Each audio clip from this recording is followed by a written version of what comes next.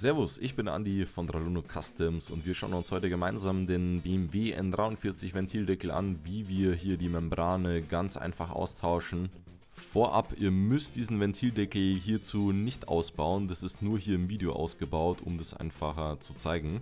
Symptome eines defekten Ventildeckels bzw. die Membrane, die wo wir jetzt dann auch gleich tauschen werden, ist einmal, wenn es Drehzahlschwankungen gibt, also im Leerlauf merkt man, die Drehzahl geht rauf und runter.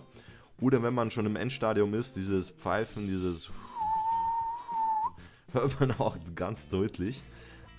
Eventuell, wenn ihr noch einen Fehlerspeicher zu Hause habt, könnt ihr mal den auslesen. Da steht dann vielleicht auch oftmals drin, gemischt zu mager. Das deutet auch nochmal darauf hin, dass die Membrane dann wirklich am Ende ist. Wir tauschen hier nur die Membrane, ihr spart euch wirklich Zeit und Geld. So ein kompletter Ventildeckel ist nicht günstig. Der Artikel mit dem hitzebeständigen Kleber, den wir benötigen, plus Membrane natürlich, ist in der Videobeschreibung. Und dann fangen wir jetzt auch gleich mal an. Um den Deckel jetzt herauszubekommen, erhitzen wir den mit einem Heißluftföhn am besten. Notfalls geht auch ein normaler Haarföhn, den jeder zu Hause hat. Auf eine gewisse Temperatur, damit wir den schon noch einigermaßen anfassen können, aber der soll jetzt sich auch nicht verformen.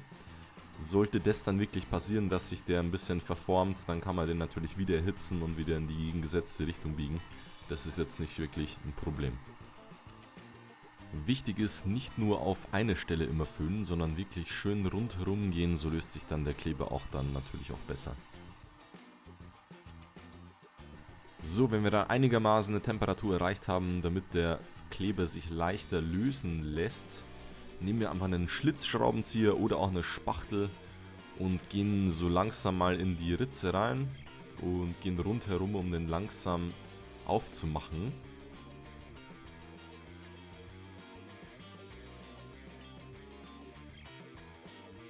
Und irgendwann ist es dann soweit, dann kommen wir zum schönsten Teil. Wir können endlich mal reinschauen, was drin ist. Es ist leider keine Schatzkiste.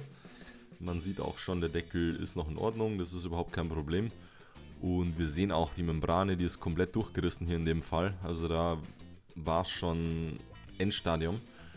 Die Feder ist auch da. Hier ist einmal die neue Membrane, die setzen wir jetzt dann gleich ein.